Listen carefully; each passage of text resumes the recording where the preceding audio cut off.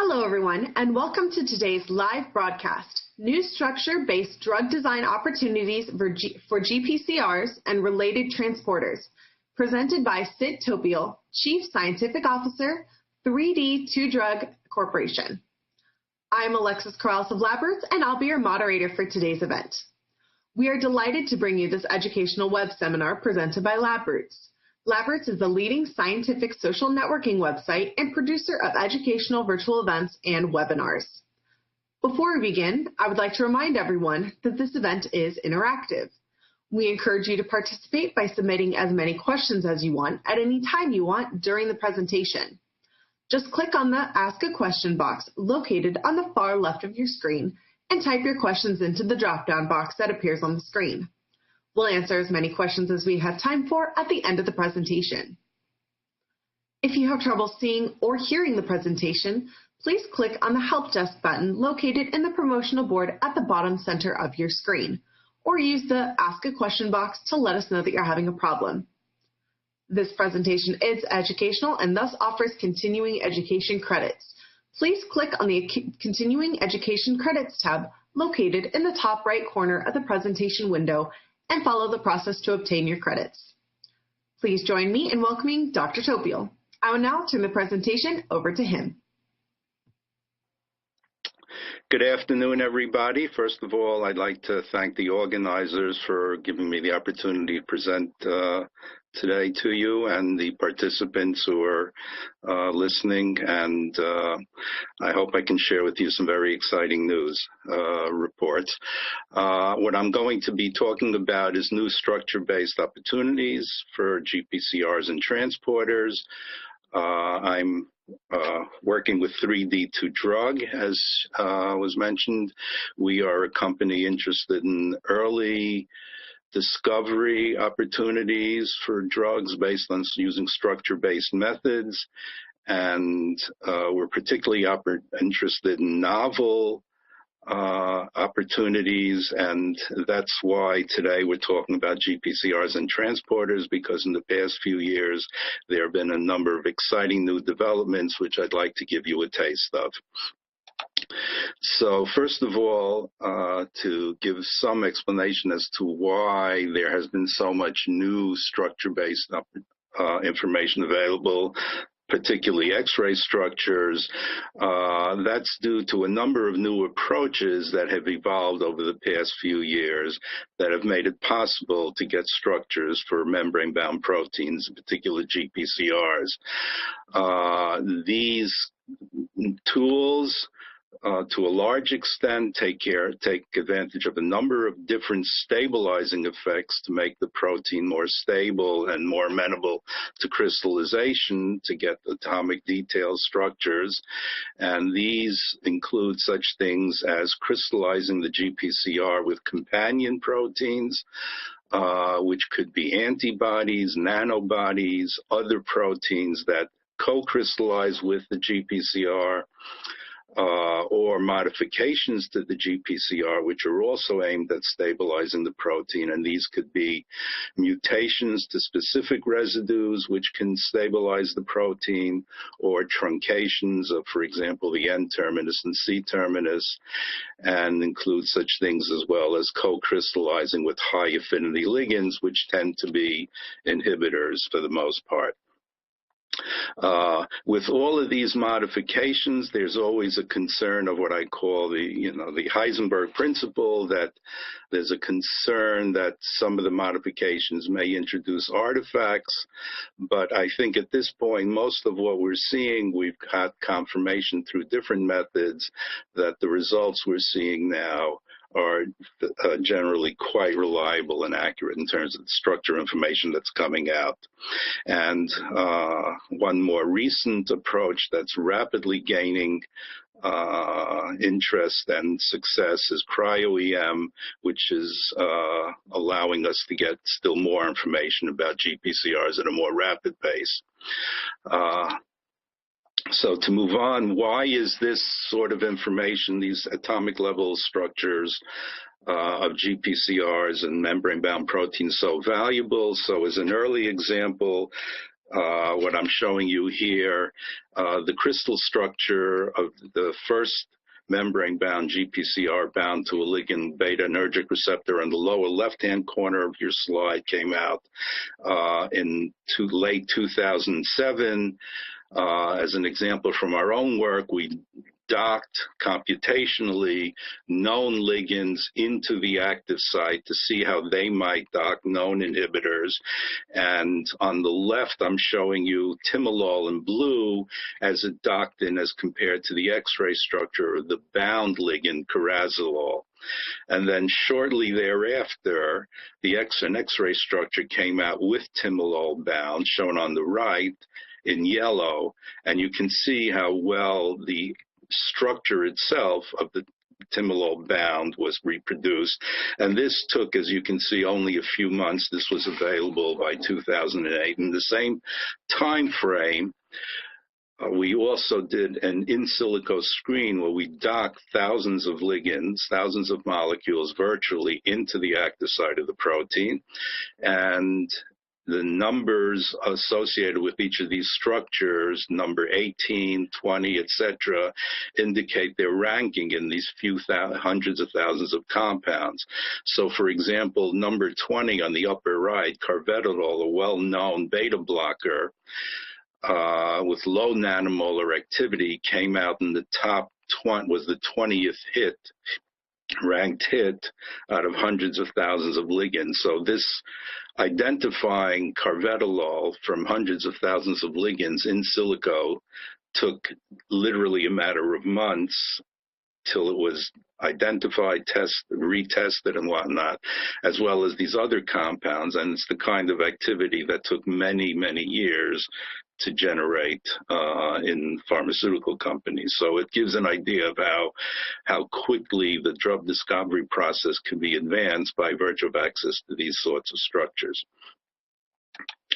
So what sort of information are we now seeing in terms of the structures of these GPCRs? What is it telling us? Well, we're starting from a bird's eye view to get some general understanding of these structures and how they change with bound ligands. So what I'm showing you on the left is a comparison of the X-ray structure I just showed you, the beta-adrenergic receptor in the inactive form, as well as overlapping with it in green, an active version of the beta-adrenergic receptor. And what we can see is that by comparing these structures and many others, that there are some changes in the lower portion of the protein, the intracellular region. For example, helix 6 shifts significantly when the receptor is in the active form, and a number of other changes we've been able to characterize and observe in a number of structures, such as the contraction in the upper region of the protein, the orthosteric site, where the ligand binds. We've also been able to examine some other characteristic features that have been postulated over time as to what determines whether or not the protein is in the active or inactive state. So, for example, the CWXP toggle switch, which was assumed, the tryptophan was assumed to be something that flips into a different state, to a different position when it goes from the active to the inactive form.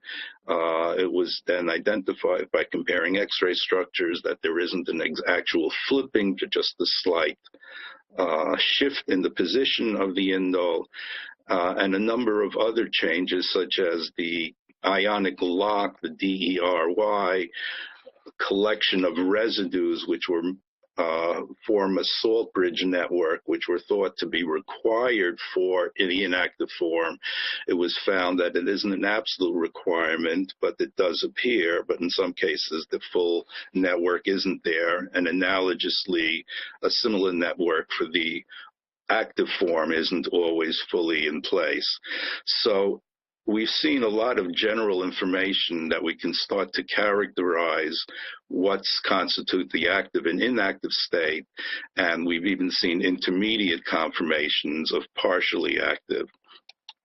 So we're getting some information. Now let's look closer at the what's known as the orthosteric site, and that's where traditionally we've assumed that most ligands that come into the protein bind. And in the orthosteric site, what we're seeing is, if we take a look at two different proteins, in orange is the X-ray, the ligand of the X-ray structure I just showed you, the beta-adrenergic receptor. We see that for the histamine receptor, there's a bound ligand, which has its ligand much deeper into the pocket. And in the chemokine receptor X-ray structure, we see the ligand much further up. So this now suggests that the orthosteric site has, if you will, a lower and an upper portion to it. Well, other structures have actually complicated or expanded this perspective even further. So if you look at a purinergic receptor X-ray structure, whose ligand is shown on the left, superimposed with the cannabinoid receptor with its ligand receptor complex shown on the right with its ligand shown in brown, we can see that there's actually room for both of these ligands to sit in the receptor at the same time in that so-called orthosteric region. So there seems to be an up and a down and a left and a right side to this orthosteric region. If we look at closely related receptors, such as the various opioid receptors, one exciting development in 2012 in a single Nature edition, 4 different papers came out with 4 different X-ray structures of different opioid receptors, and these structures start to both explain and amplify some of the things that we've seen before in terms of looking at how the SAR of ligands for the opioid receptors work. So, for example, if we look on the left side, we can see that a typical opioid receptor, kappa opioid receptor inhibitor, sits with one portion overlapping the histamine H1 ligand, and that portion of the ligand is what's traditionally been thought of as the message region of the ligand, and the upper left portion is characterized as the address region of the ligand. And sure enough, they sit in 2 slightly different regions of the orthosteric site. So this shows that, in fact, there are regions in the orthosteric site or in that orthosteric area that correspond to the message and address region of the ligands. But with newer structures, with further structures coming out, if we now look at all 4 of the structures, we see that, in fact, 2 of the structures do have the same address region, whereas 2 of the other structures have a different address region. So there are these work address and home address regions. It's not clear. But the questions start to emerge, and I'd like to ask you to keep this in mind as I progress. Are these nature designed, these auxiliary regions? Did man design them? Have we just discovered them? Are they there for selectivity, or are they potential allosteric sites? And in fact, if we look at the same receptor and 2 different crystal structures, so for example, here we have 2 chemokine crystal structures, one with a small molecule shown on the top on the left, and one with a peptidic-like molecule shown on the right, and we see that there's very little overlap between those 2 ligands in their structures. Now we're looking at the same protein. So what is starting to emerge, if we look at the structures that are coming out, is that the so-called orthosteric site is not actually as much a single site as a hub region, where the ligands for the receptor tend to come in. The hub region has different degrees of openness that can accommodate different ligands, ranging from large peptides to small molecules as small as amino acids, or if you include rhodopsin, even as small as a single photon. And this hub region has subregions which may have different usages.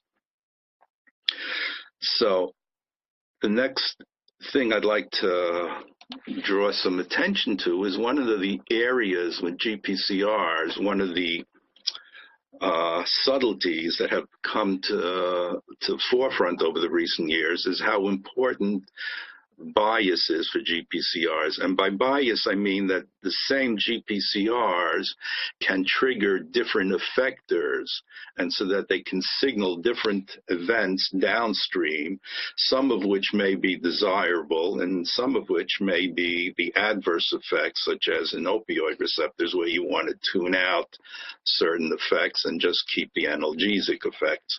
So one of them may be resident in, for example, the G protein, and others in the in a different G protein or an arrestin.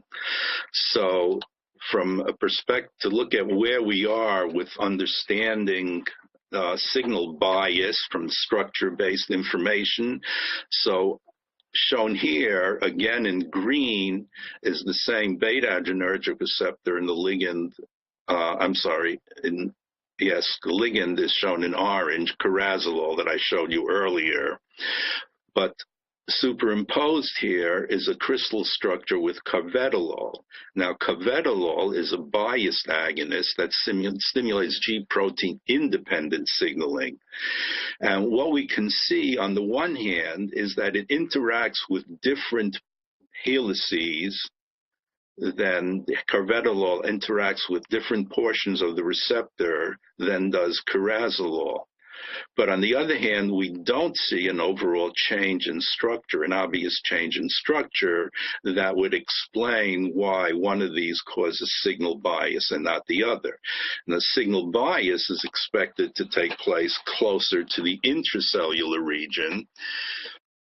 And we do see some hints of differences in structures that could reflect signal bias. In this example we're showing here from crystal structures by Cruz et al., where we see that two different muscarinic receptors, M2 and M3, which have different signal bias, M2 bias towards GI0 and M3 to GQ11, we see that they have different structures in the region, in transmembrane helix 5, in the very region that would be interacting with the effectors, either the G protein or the effector. So, have we been able to use structure-based design to actually obtain, and by we, I mean the general public, has there been efforts to get biased compounds from this information? So, a number of, not too long ago, Manglik et al. And co-workers, as an example shown here, took the mu opioid receptor, an X-ray structure of that in the inactive form, docked, again, in silico, 3 million molecules into the mu opioid receptor, and from that, extracted some of the most, among the top interesting hits, and found hits which did have high GI0 and minimal beta-arrestin activity, and then optimized that compound, and then using that compound, screened it against a screen of 316 GPCRs, and in fact, were able to confirm that it was selective against the mu opioid receptor with no kappa or nociceptin receptor activity. But I just want to point out to you that this was done, first of all, with an inactive form of the X-ray structure, and yet what was identified was an active form. So this is a common occurrence. And the other thing is that what it really took to get the bias is the testing in the screen. So it was a major effort, but it's still not trivial to get the bias by design. So we are getting X-ray structure information about possible differences between binding of ligands in the active site, the orthosteric site, and from the computational side, there are studies which I won't present here, which are elaborating on the dynamics of how signals might propagate from the orthosteric site, where a ligand binds down to the intracellular region, where the receptor, where the effector is. But all in all, to be able to rationally and design through computational methods signal bias is still a very challenging thing. If I can, I'd like to make a brief digression now and talk a little bit about transporters for endogenous amines, a common a common class of ligands for GPCRs, such as 5-HT, dopamine. So these are, the transporters are, if you way you can think of them as nature's allosteric site. So one of the advantages that or motivate people to look for allosteric ligands is that allosteric sites on proteins is that if you can modulate an allosteric site, then you, rather than directly activate the protein, then you don't have to worry about introducing an agonist with higher activity than the natural agonist. You're only going to modulate it to enhance the activity of the natural agonist. And similarly, if you block the egress of your agonist by blocking the transporter that removes the agonist, you're achieving the same effect. So again, transporters, and serotonin transporter is an important example of another class of related class of drugs, and it's been of interest for quite some years. And until about 10 years ago, there were no structures for transporters. In about 2005 to 7, an X-ray structure appeared for a bacterial homologue of the endogenous transporters that was for the leucine transporter. And it showed that the ligand, leucine, was bound in the center of the protein, which is also a transmembrane protein. And we were interested in seeing how actually the ligand leucine gets to that site. And when we discovered, upon doing various simulations and docking using glide from Schrodinger, is that there are stopover sites as the ligand gets towards this. And one in particular was immediately above the core site. And around that same time period, another X-ray structure of the leucine transporter became available, and this with the tricyclic antidepressant clomipramine bound to it.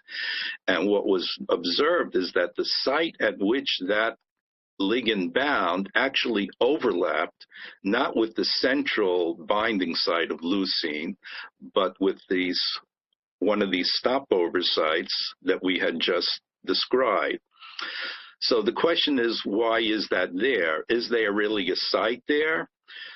Are these stopover sites supposed to be there? And at this point, I want to point out that S-citalopram, which is a Lexapro, an important SSRI compound, is known to be an allosteric modifier of its own activity. So that suggests that S-citalopram itself has an allosteric site in serotonin transporter.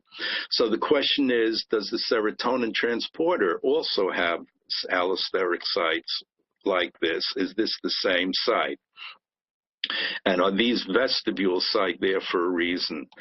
Fast forward to 2006 and an X16, and an X-ray structure has now, X-ray structures have appeared with the serotonin, human serotonin transporter.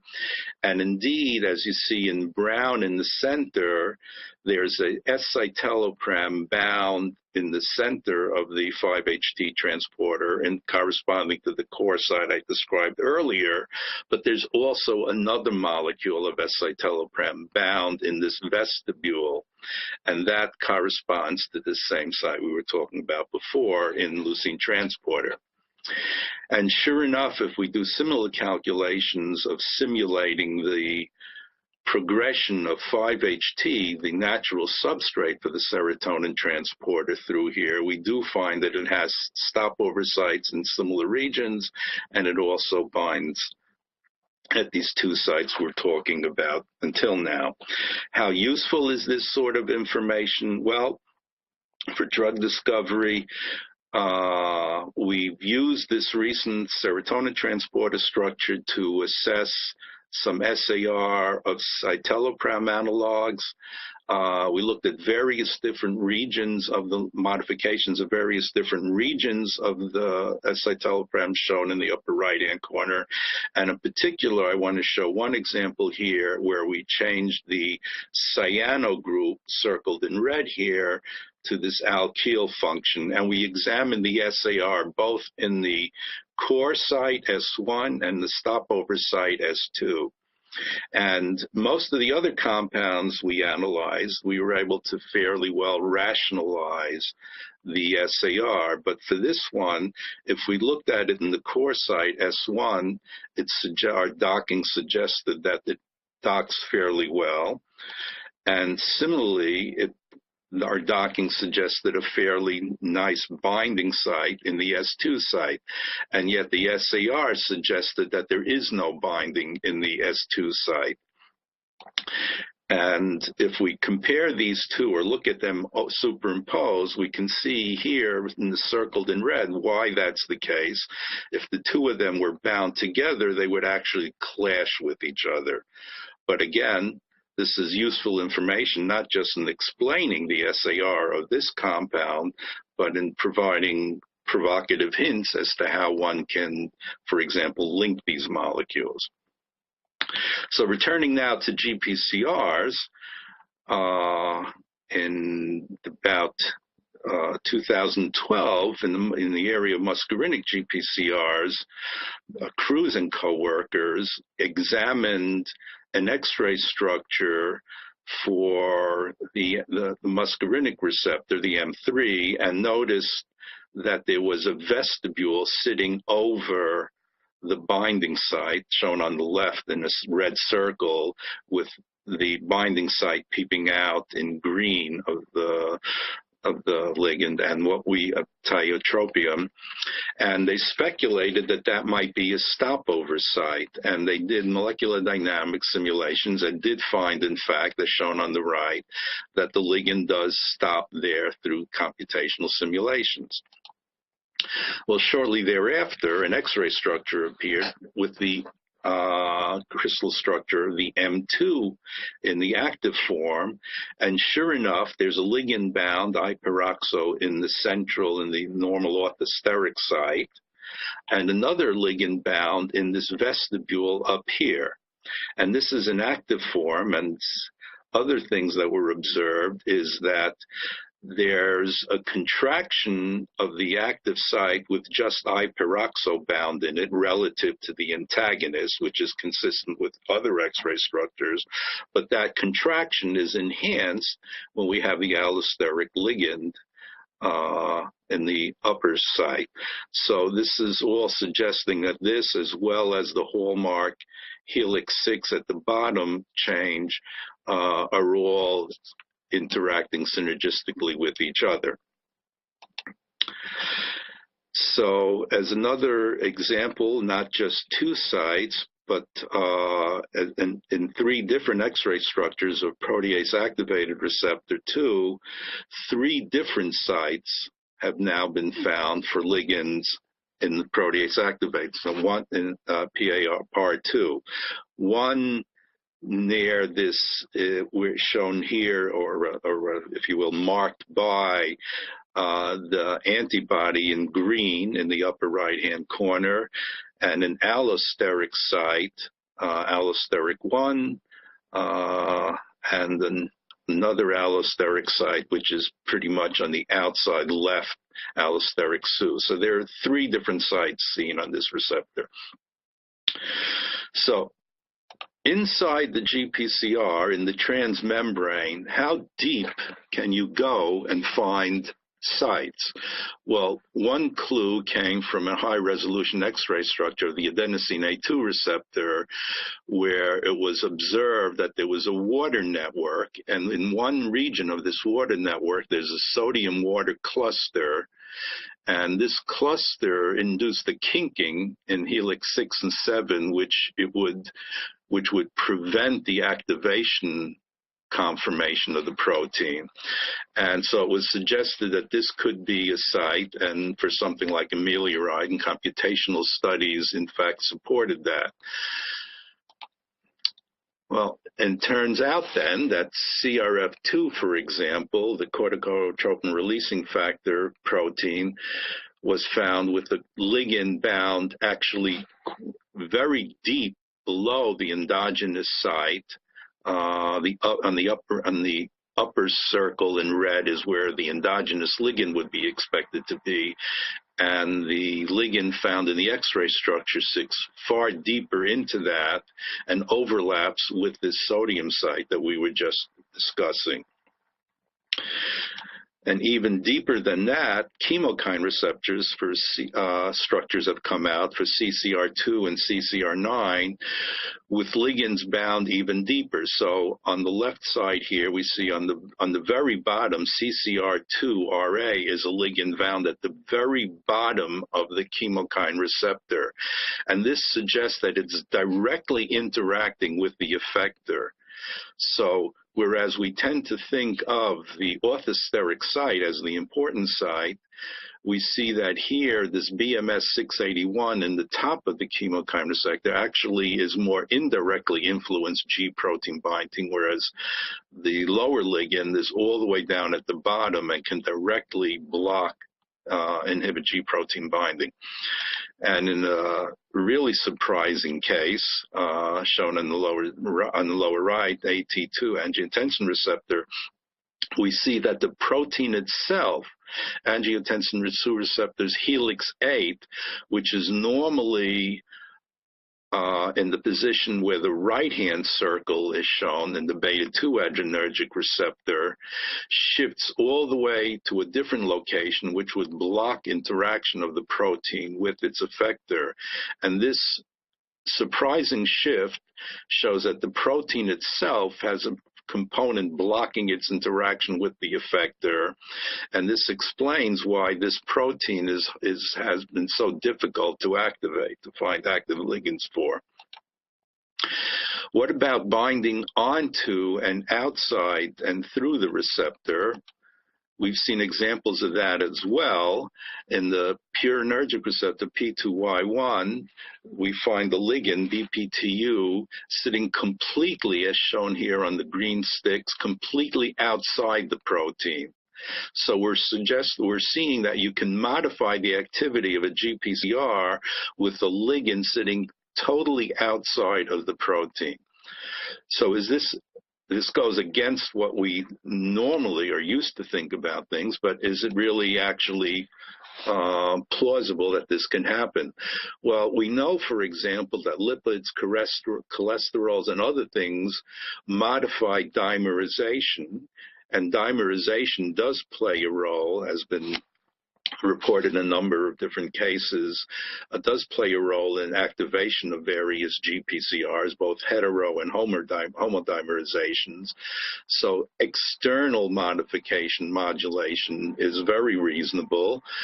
Antibodies and nanobodies have been used to manipulate the state of a protein, for example, to induce the active state. So this is very plausible, what we're seeing, and in fact, the proof is in the pudding. As another example, in the apelin receptor, an X-ray structure was found where a peptide analog of apelin sits both inside the receptor in the orthosteric region, the lower red circle, and then comes out and around and on the outside of the receptor. So it's sitting inside and outside the receptor at one ligand at the same time. And as a different example of sitting inside and outside the receptor, in the GPR protein, there's an X-ray structure which shows a ligand, TAC875, which goes through the receptor sits partially outside and goes through the transmembrane into the inside. So rather than wrap around like apelin, it actually traverses. So what we're seeing, in effect, And here's just a number of these different X-ray structures of ligands superimposed on one X-ray structure of a protein, is that there are many different sites for modulating the protein. So if you're a orthosteric site, at this point in time, you're probably wondering about getting your resume together because you're not as unique as you might have once thought. What are some of the things besides modulation that could be done with some of these sites from a drug discovery point of view is that some of these sites can potentially be used to link together to form bitopic ligands. And there are people working on these sort of approaches for both GPCRs and transporters, as I indicated in some of the references at the bottom here.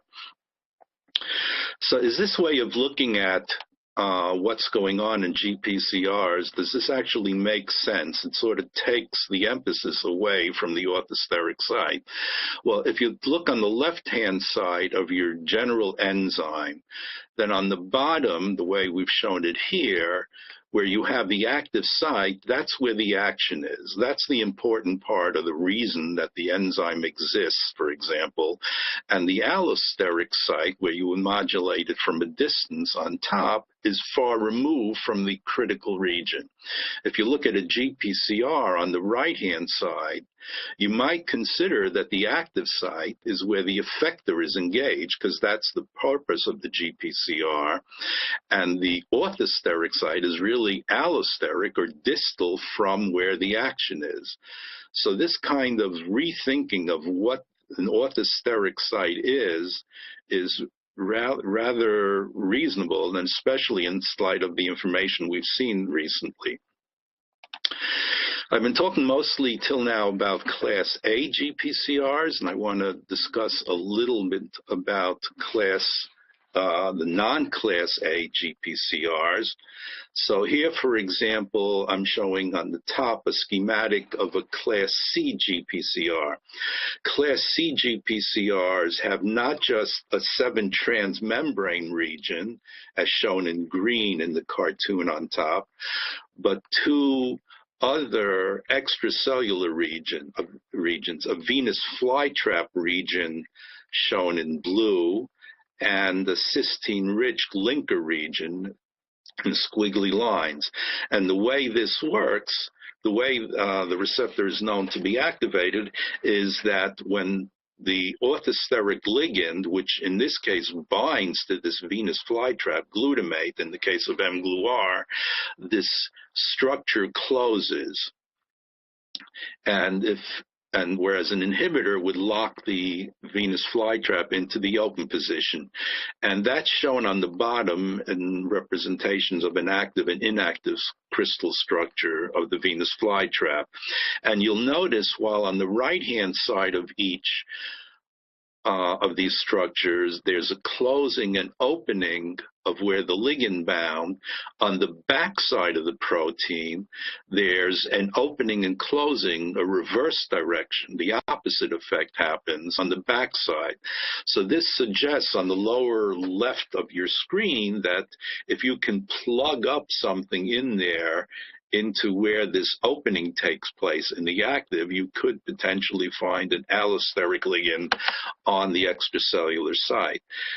And I just want to point out that this opens up a concept that I think we can bring forward into 7-transmembrane proteins, is that not only finding new sites, but possibly creating and designing new sites. So I just want to say quickly that we did do something like this, where we did some screening, did some docking, and then screened some compounds, and did find some initial activity using this approach, so it may actually be possible to find new orthosteric sites. What about the transmembrane? Now, since that time, X-ray structures have started to appear for the transmembrane regions of the Class C and Class F GPCRs. And here, side by side, is an example of an mGlu-R5 class C GPCR, and on the right, smoothen the class F GPCR. And if you notice the structure of the ligands in both cases in stick figure actually overlap with the sodium water site that we described earlier for the adenosine receptor. So this suggests that you can, in fact, use this site that we have found. Man has found ligands binding at this site, although not realizing it at the time, to modulate these proteins. An obvious a question one can ask is that whether or not you can really modulate the protein here as the active site, the orthosteric site, for example, of an mGlu-R, is the venous flytrap, which sits in the extracellular region. Well, in fact, a very intriguing experiment was done a number of years ago where the mGlu-R5 receptor was truncated. The entire extracellular region was removed. And what was found is what had been an allosteric modulator, a PAM, acting in the transmembrane region with the full protein now became an agonist. So this demonstrates that the 7 transmembrane region alone can be a fully functional activator of its effector. So at least for this example, for mGlu-R5, for the class C protein, it suggests that you can operate without the extracellular region. How useful is this kind of structural information here? Well, just to give a couple of examples from our own work, one of the more interesting compounds in mGlu-R5 has been MPEP, shown here in yellow ball and stick. It's a tiny molecule and yet extremely efficient, a strong NAM, potent NAM, and its extreme efficiency has been somewhat baffling for many years, but when we dock it into the X-ray structure without going through the details, it forms nice hydrogen bonds and it's packed in very exquisitely into the active site, which explains how this high affinity is there. And another intriguing question that has been plaguing the field is why such small differences exist between NAMs, which are allosteric deactivators of mGlu-R5, and PAMs, which are activators, and yet such small differences on the right-hand side of each of these molecules in the box. You can see just changing from a cyclopropyl to a cyclopentyl switches something from a NAM to a PAM. And in fact, when we dock these structures into the X-ray structure, we find that these slight differences in the ligand structure cause a protrusion next to helices 3, 5, 6, and 7, which are the very helices which are known to be responsible at the intracellular region for activating or deactivating or going from the active to the inactive state. So these do suggest that the same sorts of principles in terms of how the G protein changes structure when going from the active to the inactive state in the intracellular region are probably manifest in class C and as we now believe in the other class receptors. As another example, now coming back to the smoothened receptor, class F receptor, the smoothened receptor was actually the first demonstration of an X-ray structure of full GPCR for a non-class A GPCR. And what was seen is that, in fact, there can be 2 ligands, 2 binding sites, one in the cysteine-rich extracellular domain, where there's cholesterol could be bound, and in the transmembrane region, such as vismodegib, with a ligand bound there. So there are 2 potential sites. So this was the first full-length One interesting thing is that we were with those structures, we were able to see now what the residues are that were responsible for resistance in this in this system. But the interesting thing that came from looking at the structures is that there's actually feedback from when ligands bind to the transmembrane region. It causes a differential interaction with the extracellular region. So in contrast to the way I said earlier that there's evidence with class C receptors that you can have transmembrane only modulation, it looks like you can have that there's at times a clear interaction going up from the transmembrane to the extracellular. And finally, just a few words about Class B GPCRs and information that's available for them. So here on this slide, what I show is an example of two different chemical classes of ligands bound now at the lower end of the transmembrane, 7-transmembrane region, at the outer side again of the receptor. And in both cases, the locations of these NAMs suggest that they are wedged in such a way that they preclude the helix 6 from moving into its position that would cause the protein to be in the active form. So we are finding ligands that bind very close to where the action is, the effector, and control the protein's interaction with its effector. There's also been some computational studies on PAMs, activators, near there, and it's suggested that they may bind close to this region in such a way as to induce a change in conformation of helix 6 that would activate the protein.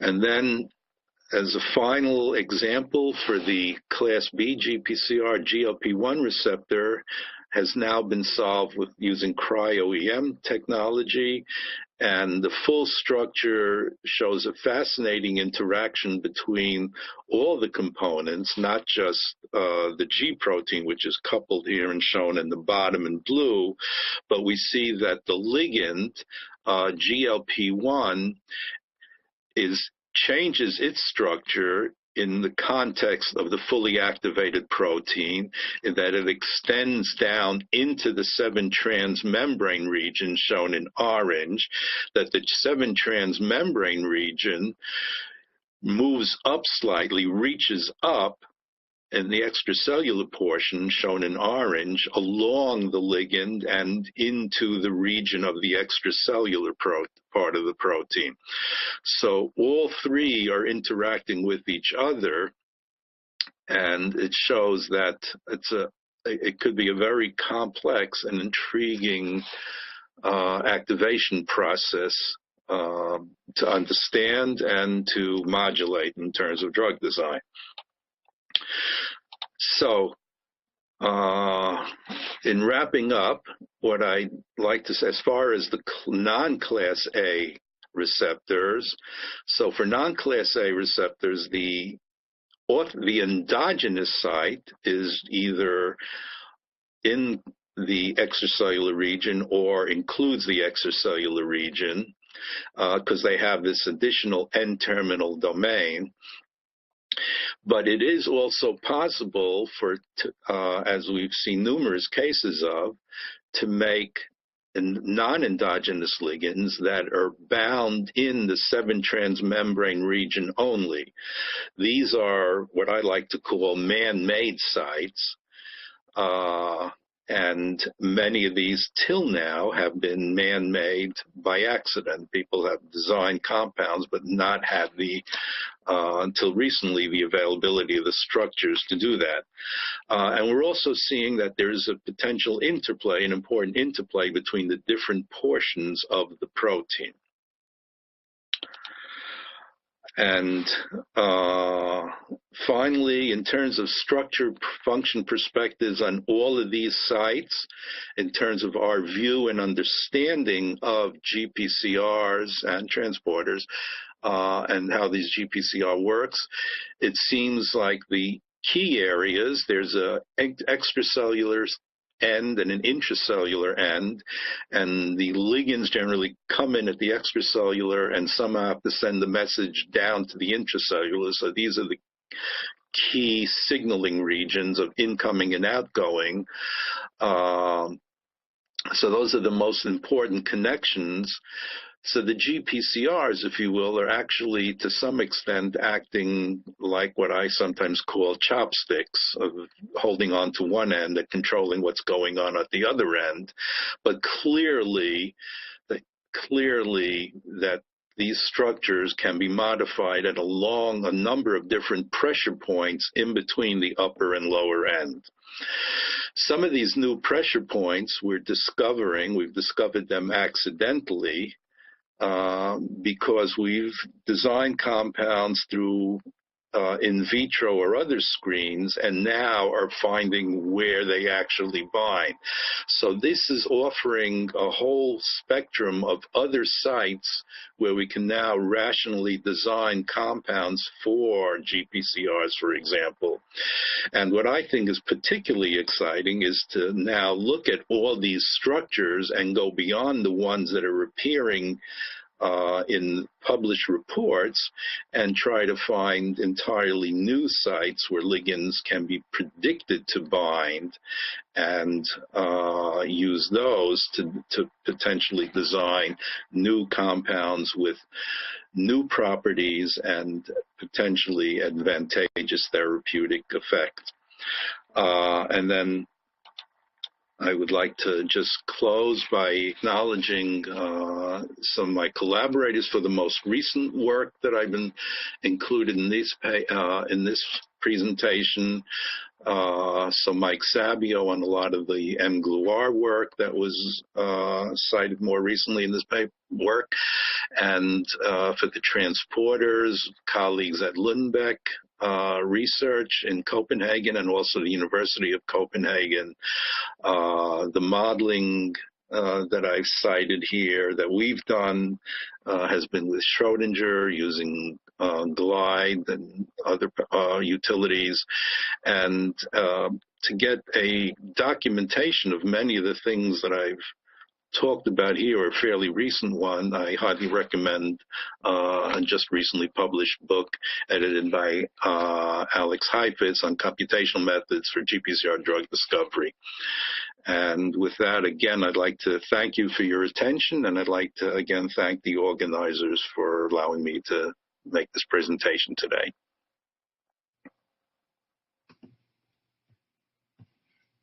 Thank you, Dr. Topiol, for that informative presentation. We will now start the live Q&A portion of the webinar. If you have a question you'd like to ask, please do so now. Just click on that Ask a Question drop-down box located on the far left of your presentation window. Type your question into the box that appears on your screen and click the Send button. We'll answer as many questions as we have time for. So let's get started. Our first question is, how would one look for new sites? Well, that's obviously an intriguing question for us, as I was just saying. So one is the simple approach, which I often find works rather well, or I'm very fond of. It's actually inspect the protein and look for other sites by inspection, oftentimes just looking at a surface rendition of the protein, for example. There are computational tools which can aid. For example, we use Schrodinger's Site Finder is a tool which will actually probe the surface of a protein, look for new sites.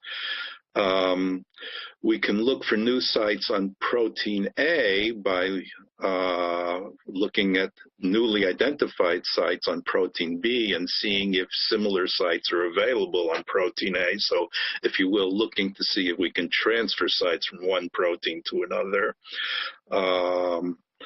We can try, another approach is to take advantage of things like designing they revert covalently bound ligands. That's been very successful in other areas. And by looking at available cysteines covalently binding a ligand and then optimizing for perceived pocket until one gets to a non-covalently bound ligand. And fragment-based design is also a possibility for identifying new sites. Our next question is, were these new sites anticipated?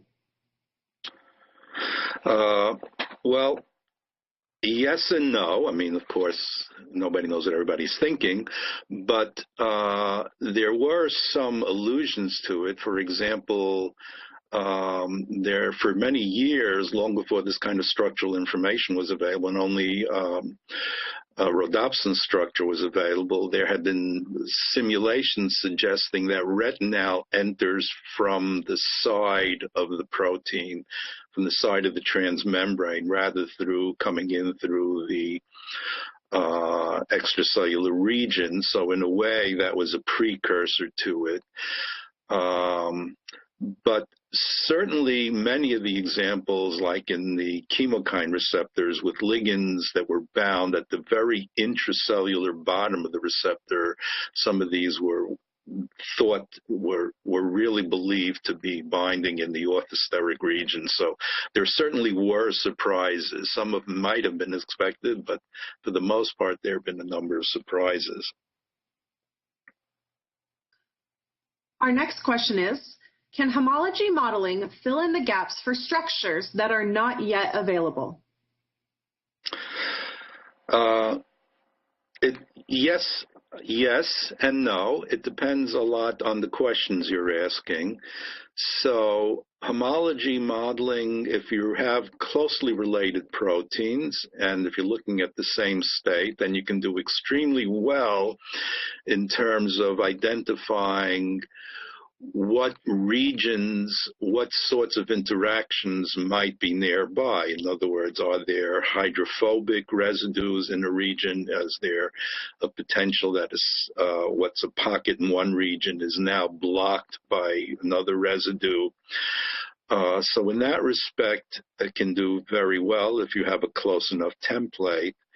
Where homology models and often even times X-ray structures not from slightly distant proteins, different states have a problem, is in the fine-tuning of the results. So if you want to make a compound and you're worried about getting the distance exactly right, which you often are, you need to be accurate within a few tenths of an angstrom, and it's challenging to get a homology model that accurate. So you can get good information, but X-ray structures or detailed structural information is valuable.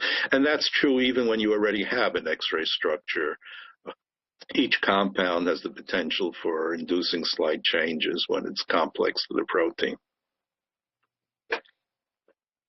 Are transporter structures as far along as those for GPCRs? To my knowledge, they seem to be lagging. There hasn't been as much effort and as much interest. There's certainly for some of the important ones like endogenous amine transporters, very few labs seem to be working on it, and it seems like there's room for some very important transporters to be both identified, isolated, and structures determined. I mean, cannabinoid receptor, for example, there's been suggestions or evidence that cannabinoid transporters exist, but seem to be away from actually having a structure or even isolation of the protein. And it looks like we have time for one more question. How would one prioritize the possible sites for targeting drugs? Well, I don't know that it can be done uniformly, I think on a case-by-case basis, in terms of the priorities. For example, if you're in terms of looking at these new sites that are now emerging, from the way I've described it here, and for what's in the literature, since compounds at near the intracellular region are potentially more effective because they can potentially more directly modulate or inhibit binding to an effector, but by the same token, they could have the disadvantage of having less selectivity. Since there are fewer effectors, there is less variability in the effector region of proteins. So it really depends on the particular case and how other proteins in the class or nearby classes, the information you have about how similar or different they are would be an important characteristic, as well as looking for how amenable they are. I mean, we've looked at proteins where new sites have been identified on one protein, but by virtue of the sequence, they're not available on another protein. So I think you have to evaluate some of these factors in determining which site to look at for a particular case. I would like to once again thank Dr. Topiol for his presentation. I would also like to thank LabRoots for making today's educational webcast possible. Before we go, I want to let everyone know that today's webcast will be available for on-demand viewing through May of 2018. You will receive an email from LabRoots letting you know when this webcast will be available for replay. Please share that announcement with your colleagues who may have missed today's live event. That's all for now. Thank you for joining us, and we hope to see you again soon. Goodbye.